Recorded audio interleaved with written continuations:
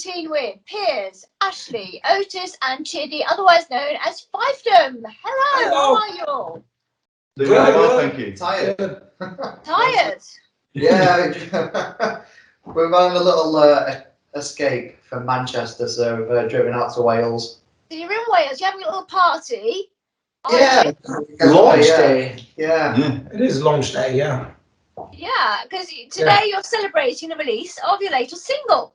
So it's called Under the Lightning. By the time this goes out, it will already have been released. So, I mean, I guess lots of people will have heard it, hopefully, by then. Tell us a bit about it. What is the meaning behind it? Under the Lightning. Were you caught in a storm? Couldn't get home? And what happened? Lost in the woods. Storm. But yes, I'm imagining all kinds of scenarios there. I think horror films are made of.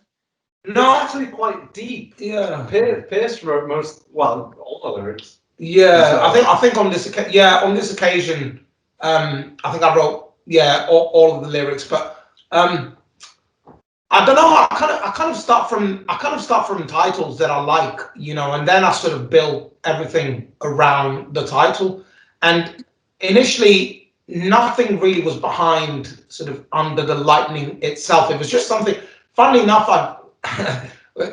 the origin of that was really I was listening to this audio book, and it's called Heretic.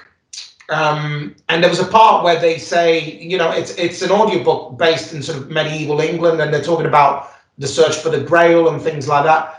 And there's a part in the book where they talk about sort of dancing under the lightning, and I thought, I really, really fucking like that, and it's going to be a song. and so I kind of stole that, and then I built the lyrics around it. But it's essentially a bit of a sort of heartbreak song, and nothing specific to do with lightning or storms or anything like that. I suppose in a way you could probably argue sort of emotional storm maybe, but nothing specific to do with any kind of storms or any kind of bad weather or anything like that. Yeah, so that's how it came about. Storm in my soul. Storm in my soul, baby. Yeah, storm in my soul. I'm going to regret saying this because obviously this is going to be seen, but yeah, it is personal, and I think it's a pretty beautiful song. And to be fair, I've got to say, we've all got to say really thanks to Ash, because he was the one that kind of came up with the initial kind of arpeggio that you hear at the beginning of the song. He was just one day he came to practice, was like, I've got this chromatic arpeggio, but I don't know what to do with it. And then we heard it, and we was like, dude, it's fucking awesome. What's next for Fiefdom? Do you have any other singles waiting to be released?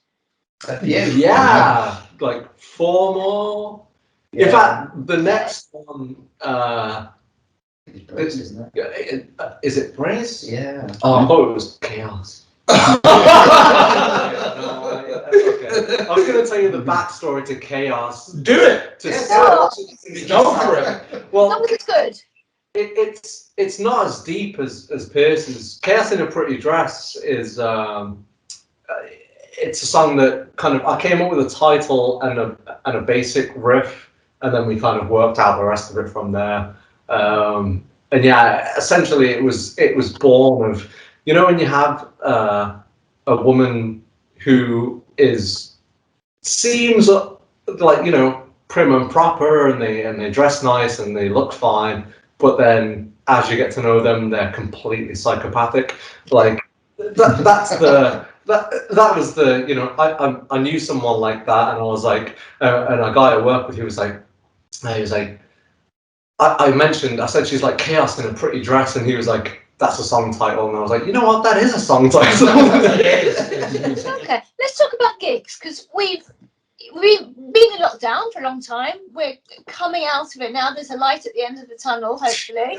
We've got, well, basically we had like a fleshed out lineup this year, which has all been pushed back. So we've got Massive. Yeah, supporting Massive, the Australian, the famous Australian drunkards. Pub rock, I think they call it. Pub rock. November 16th. Sold out. Gulliver's. Yeah. No, the other one. Sold out gig, that one. That is a sort. Yeah, it was originally in Castle Hotel, but then it's relocated across the road. We played Clovers before, so that's cool. A few times. Yeah. But the one I was most excited about was SOS. Yeah. I was excited about that. Yeah, I was looking forward to seeing you there. So, will you be playing next year's lineup? Assuming it goes ahead. We're opening it.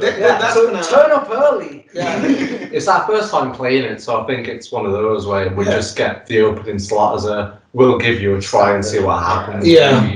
And I think because we were supposed to. So let me think. Yeah, we were supposed to do 20. So SOS 2019. No, 2020. 2020, and then obviously 2021 skipped as well. So it's going to be SOS 2022. And the funny thing is, that's like before that we tried for about 3 years to get in.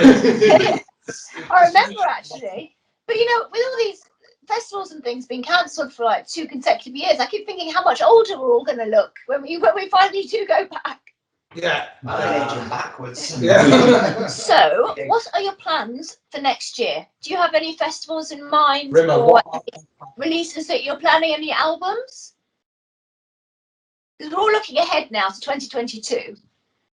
Well, I think it's just a case of seeing how it goes, really. Yeah, I might get another couple of singles down there, maybe bunch all these together and drop it as an album. Yeah. But I think in 2022, the primary thing will be getting shows. Because releasing 5 singles, you kind of want to start playing them. Someone. Yeah. I think that's the thing. I miss it. We recorded 5 songs and we were like, we can release these, but it's just like one of those with the whole how everything is. It's like you don't know where's going to stay open, where's actually going to be open at any point. So you can't really plan anything. So release the songs and then next year hopefully we can gig a whole bunch with. And then while we're at it, I guess big shout out to obviously John Craig for Jump. He's been doing a pretty awesome job, in terms of promoting the track and everything, and obviously getting us gigs as well. We love you, John. we love you, John. I'm saving my most important question to last. And this is one for Piers. Just so everyone knows, you're Italian, but you're living in England, and of course, by the time this goes out, we already know who's won. Yeah, so, we'll already know. But I'd like to know your thoughts. Where do the loyalties lie? I suppose my loyalty would have to lie with my country, if I'm honest. So I would have to say Italy, and I do know. I'm not into football at all, so I guess based on just rumors and things like that, I kind of know that Italy are a really strong team. In terms of like football and things like that. If it was any other sports, I'd say, England. But, I know in football, they're really, really good. So I would have to say, sorry, guys, it ain't coming home. I don't care. You know what? Like, I don't know what to hope for. Like, when they won the semi-final, like, I didn't watch it. Italy or England? Give a shit. No, England against Denmark. Yeah. So I'm lying in bed trying to sleep at like midnight, and there's cars going past. Fuck off! How bad is it? If we win the Euros, it's going to turn into anarchy. There's going to be like people fucking brawling the streets. But even if we lose, that's what we want. That's what we want. Even if we lose the football, we'll beat you at the Six Nations anyway. So. Okay, well, this is what no one cares about. Guys, you look like you're having a great time. I feel like I'm gate crashing a party. So I want you to enjoy the evening, have lots more beers, and some great arguments about sport and who's going to win. And I look forward to seeing you when you next play, or maybe at Grand Central. Who knows? I might see you on the stage. We'll definitely catch you there. Thank you so much for your time, man.